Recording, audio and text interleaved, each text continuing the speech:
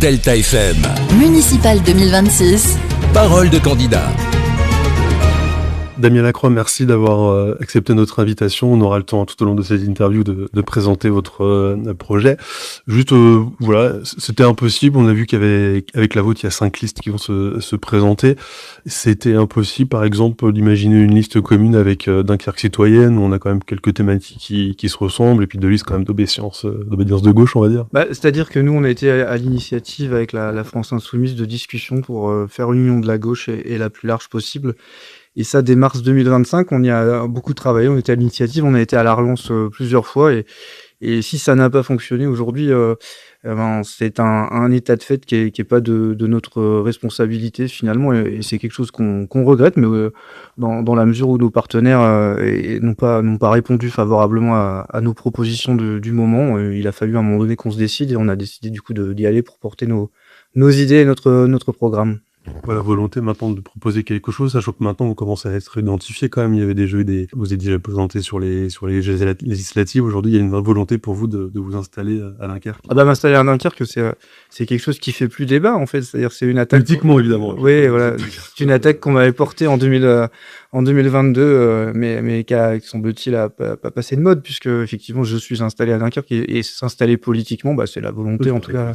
Donc si installé dans la mesure où mes camarades et les gens de la liste Dunkerque populaire m'ont désigné pour porter cette liste et ce projet.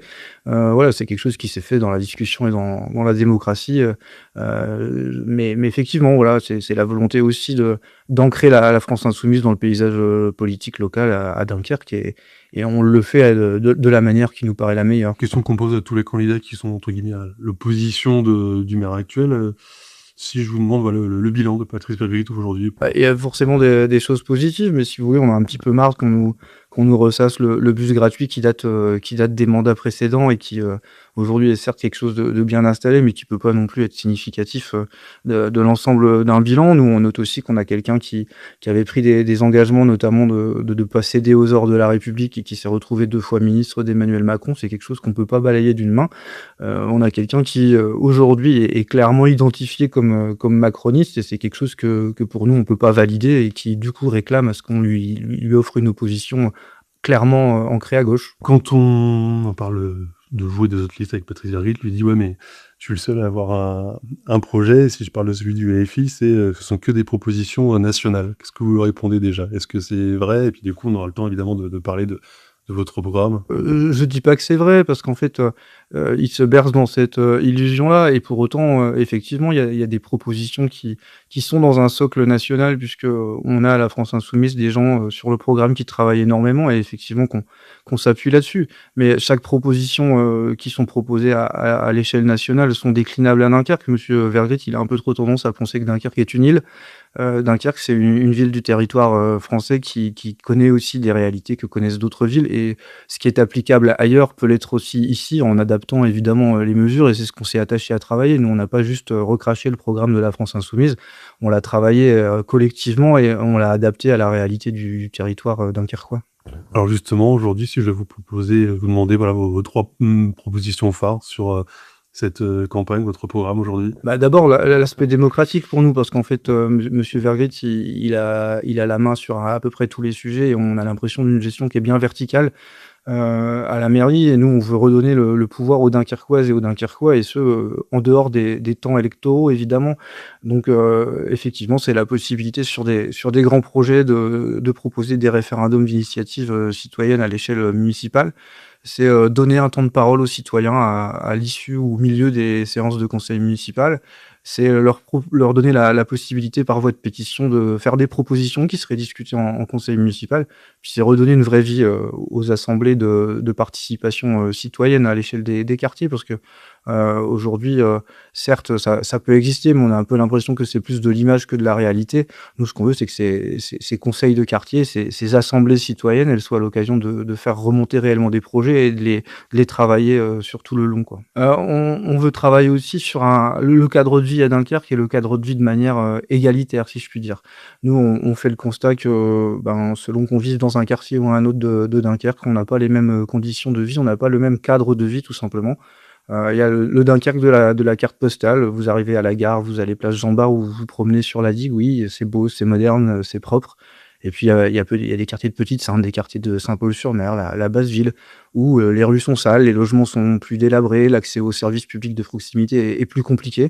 Et ça, c'est quelque chose qu'on veut évidemment développer. C'est que la fermeture de la médiathèque en basse ville à l'époque avait été très critiquée. Vous voulez la rouvrir du coup? Oui, ça apparaît clairement dans notre programme et son volet culturel.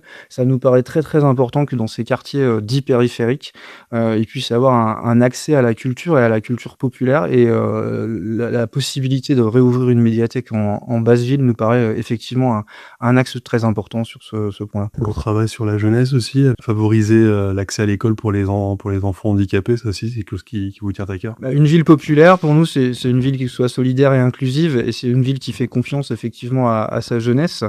La jeunesse, c'est nous ce qu'on appelle, c'est la nouvelle France, c'est la France de demain. Et effectivement, il faut lui donner les moyens de s'exprimer. Alors c'est l'aspect démocratique, mais c'est aussi évidemment l'accès à la culture, l'accès au sport populaire de manière très large. Parce qu'effectivement, on peut être très satisfait de nos vitrines, nos clubs professionnels, mais il faut aussi que les petites structures sportives, culturelles, qui font vivre le tissu associatif local puissent être en capacité justement d'emmener nos jeunes à être les citoyennes et les citoyens de demain. Le revenu minimum garanti pour les plus faibles revenus, c'est quoi? C'est ce qu'on a pu voir à l'époque à Grande-Sainte ou c'est autre chose, je sais pas? Oui, effectivement, c'est quelque chose qui est assez inspiré de ce qui avait pu être mis en place à Grande-Sainte. C'est une mesure c'est une mesure de solidarité, c'est une mesure sociale, c'est le moyen aussi de lutter contre la précarité et de lutter contre les inégalités au sein du territoire. On n'est pas un institut de sondage, Delta FM, on ne sait pas ce qui va se passer les 15 et 22. Ce qu'on a l'impression, c'est qu'on pourrait avoir de nouveau une élection au premier tour de Patrice Vergrit. Si d'aventure vous êtes élu au conseil municipal, déjà vous y siégez, vous... Évidemment, on n'est pas là pour faire de la figuration, on porte un projet et on le porte dès le départ dans la volonté justement de dire, il faut à Dunkerque un réel pluralisme, politique puisqu'on est assez attristé par la situation qu'on a vécue au cours du dernier mandat avec une majorité toute puissante et une opposition assez risible menée par le Rassemblement national. Donc si on est élu, évidemment, on siégera et on ira avec nos idées pour les porter, au conseil municipal, bien sûr. Je l'ai déjà un petit peu répondu, mais c'est ma dernière question. Quel type d'opposition du coup alors? Une opposition franche mais constructive, c'est-à-dire, contrairement à l'idée reçue, la France insoumise s'oppose pas à tout et est pas là pour bordéliser le débat public. Donc ce qui se fera correctement et ce qui se fera dans la lignée de ce qu'on propose là sur cette élection, on le soutiendra, on sera pas aveugle et on s'opposera pas pour s'opposer. Par contre, effectivement, il faudra dire les choses et s'opposer quand on estimera que c'est nécessaire et pas sur des thématiques un peu abstraites comme le fait le Rassemblement national, toujours sur les mêmes thématiques sécuritaires. Nous, on le fera sur l'intérêt des Dunkerquoises et des Dunkerquois et sur l'aspect égalitaire surtout et l'aspect social qui nous paraît très important.